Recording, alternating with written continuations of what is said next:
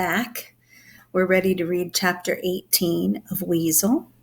It starts on page 109 in your book. The street in town was full of wagons and horses and children. Folks looking uncomfortable but proud in their fancy clothes were laughing and hollering back and forth to each other, catching up on the news. Business at Whitefield's store was booming. Colin was hard at work filling grain and feed orders for his pa. No more games of Daniel Boone and the Indians, I thought. And it's just as well. I didn't reckon Colin would have taken kindly to my new ideas on how the game should be played. Fiddlers and banjo players were gathering and tuning up on the porch outside the store. Usually the contest and dance were held in the barn, out back of the store, it being the only place in town big enough to hold everyone. But when the store's trading began to slow down, Mr. Whitefield stepped outside and announced that the festivities would be held right out in the street in front of the store, seeing as how it was such a fine day. A cheer went up from the crowd, and people moved their wagons farther down the road to make more room. Eli Tanner played a lick on his fiddle to get things going. Eli won the contest every year. He could play so fast and so fine that folks found themselves dancing whether they meant to or not, and they said he must have made a pact with the devil to be able to play like that. Pa said the part about the devil was nonsense, but Eli sure did have a way with a fiddle. One by one, the players took their turns. Some were good and some were pretty terrible, I reckon. But everyone got a big round of clapping from the crowd. Then Colin's twin aunts, Caroline and Georgia Whitefield, played a duet. It was a long hymn, very solemn and mournful, and so were their faces as they played it. Molly and I started to giggle, and Pa gave me a sharp elbow in the side. We cheered extra hard when they finally stopped. Then Hector Wynot got up.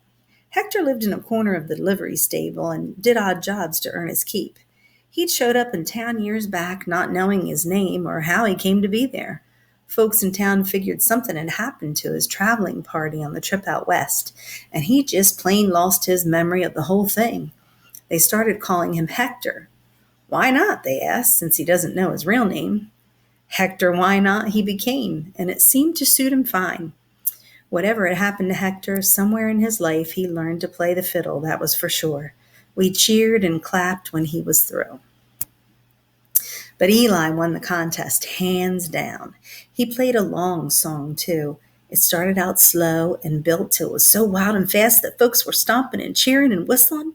Then it began to wind down so sweet and sad it felt like he was running that bow over all the feelings you had inside and making them rise up in your throat at the same time. There were tears streaming down folks' faces, and they didn't even know it.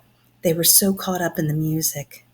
When Eli finished, there was dead quiet in the street before we recovered enough to clap and show our appreciation.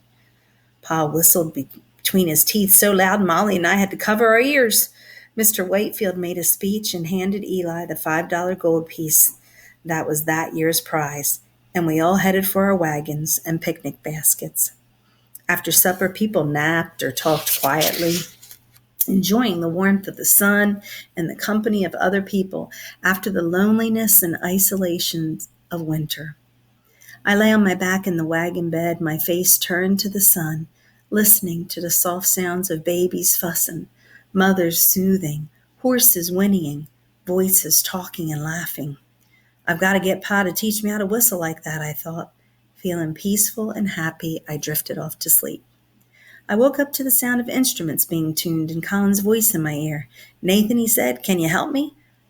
Pa wants me to spread some straw on the muddy spots in the street so folks can dance. Sure, I answered, climbing out of the wagon bed. When we finished our task, a cheer went up from the crowd. Colin began clowning around, bowing and waving, so I did too.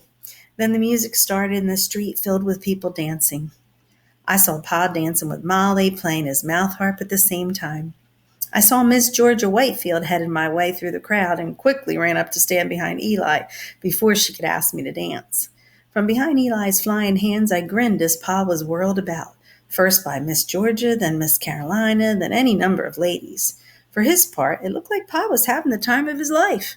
Molly and her friends were practicing dance steps on the edges of the crowd and giggling.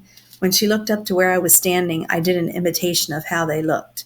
She stuck out her tongue at me, and we both laughed. When the musicians took a break,